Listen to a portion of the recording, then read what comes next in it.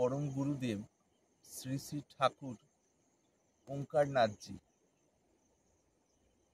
যখন সাধনার একটি বিশেষ স্তরে পৌঁছেছিলেন, সে সময় তার অন্তরে যে তৃপ্তি লাভের ক্ষুধা বা খিদে জেগেছিল, সেইরূপ তৃপ্তি তখন অন্তরে ছিল না। সেইভাবে তিনি মহাযোগী গৌরেন্দ্রনাথজি তার সঙ্গে দেখা করেন। তার সঙ্গে সাক্ষাতে নিজের অন্তরের অবস্থা খুলে বলেন। মহাযোগী গৌরেন্দ্রনাথজির বয়স সেই সময় 200-র ঊর্ধ্বে, অর্থাৎ 200-র বেশি ছিল, খুব সম্ভব 200 এবং 250-র মাঝামাঝি। তিনি ঠাকুর ওঙ্কারনাথজিকে যে কথা বলেছিলেন তার মধ্যে থেকে সার সংক্ষেপ যেটি প্রয়োজনীয় সেইটি এইখানে। তিনি বলেছিলেন, জল মে সমাধি করো, জলে সমাধির অভ্যাস করো।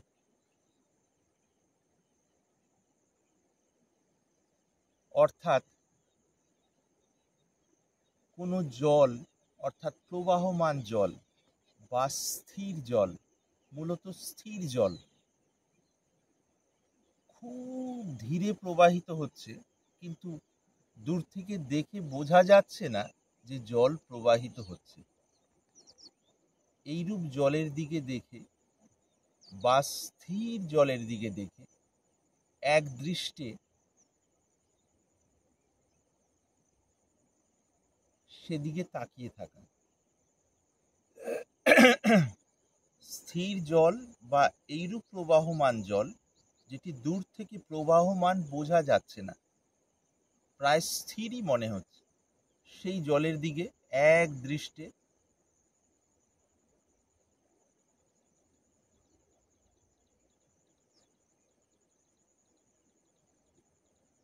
তাকিয়ে থাকা।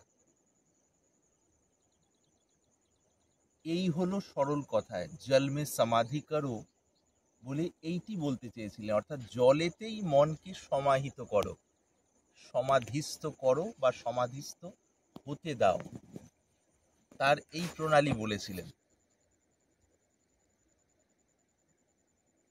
সেই ঠাকুর ওঙ্কারনাথজি যখন নিজের জীবনের অনুভূতি ব্যক্ত করছেন, তিনি এইটিও বলেছিলেন, যেমন জলের দিকে একদৃষ্টে তাকিয়ে থাকলে ধীরে ধীরে ধীরে ধীরে ধীরে ধীরে ধীরে ধীরে মন একাগ্র থেকে একাগ্রতার গভীর ভূমিতে প্রবেশ করে এবং এক সময় লয় হয়ে যায়। আমাদের গুরুদেব বলতেন বা বলেন, শ্রী শ্রী বিঠ্ঠল রামানুজি মহারাজ, যার কৃপায় আমার আধ্যাত্ম জীবন শুরু এবং আধ্যাত্ম জীবনের ভিত তৈরি, এবং যার কৃপায়, যার আশীর্বাদে আজ আপনাদের সামনে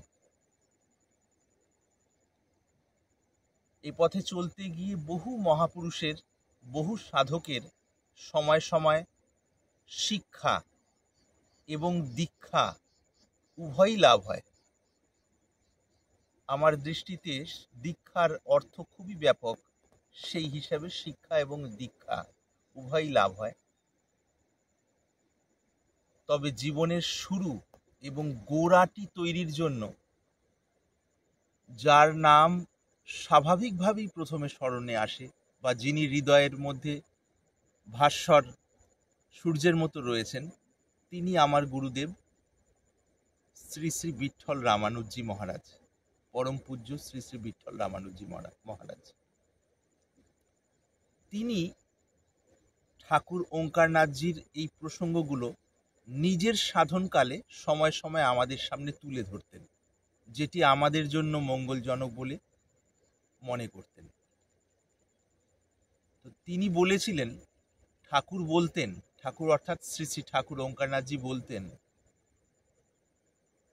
কোনো প্রবাহমানা নদী যার ধারা বইছে এবং সেখান থেকে একটি স্বাভাবিক নাদ অর্থাৎ ধ্বনি উৎপন্ন হচ্ছে বা সৃষ্টি হচ্ছে। নদীর ধারা যখন বইতে থাকে তার একটি শব্দ আছে। কাছাকাছি আরামদায়কভাবে বসে ধীর স্থির চিত্তে, যতদূর সম্ভব ধীর স্থির চিত্তে যদি সেই নদীর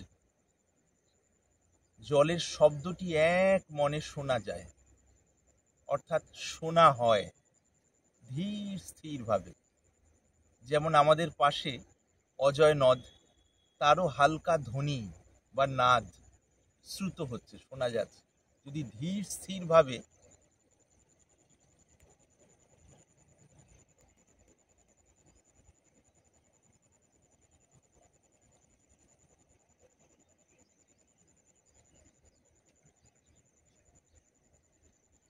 যদি ধীর স্থিরভাবে তা শোনা হয়, ধীরে ধীরে মন লয় হয়ে যায়।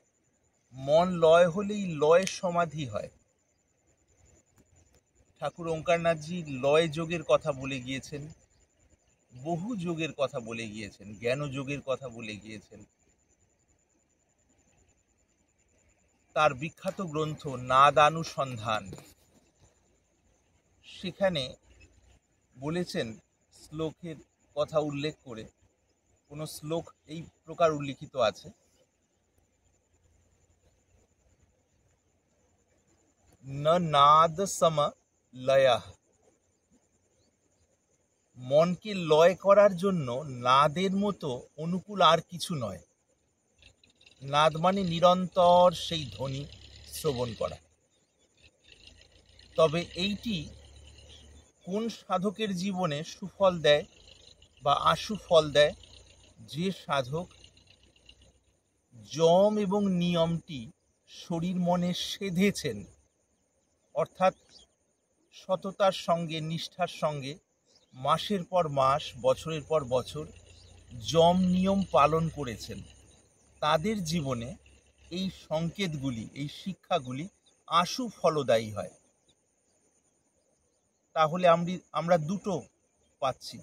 এক হলো এক দৃষ্টে স্থির জলের দিকে তাকিয়ে থাকা, 5 মিনিট, 10 মিনিট, 15 মিনিট, আধ ঘন্টা, 1 ঘন্টা, এইরূপ অভ্যাস করতে করতে করতে করতে করতে করতে মনের বৃত্তি ধীরে ধীরে লয় পায়। অর্থাৎ যে আসা যাওয়াকারী যে চিন্তাগুলো, চিন্তা ভাবনা, সেগুলো মিলেমিশে যায়। মিলেমিশে গেলে শেষে শুধু শুদ্ধ কর্তা ভাবটি থেকে যায়। শুদ্ধ কর্তা ভাবটিও এক সময় লয় পায়। লয় পেলে এক বিশুদ্ধ চৈতন্য ছাড়া আর কিচ্ছু থাকে না।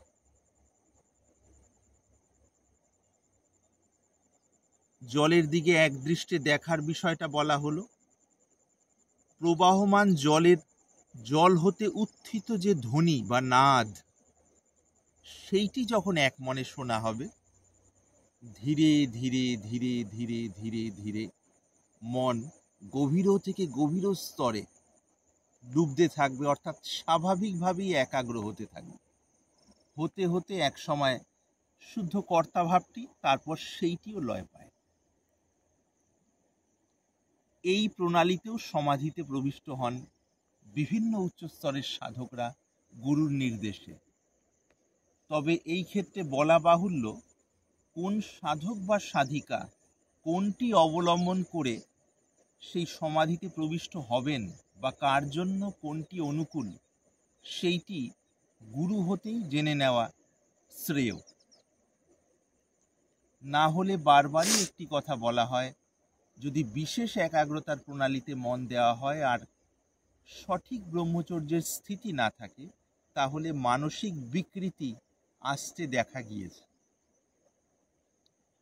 এই সমস্ত সাধনের গোড়া হচ্ছে যম নিয়ম।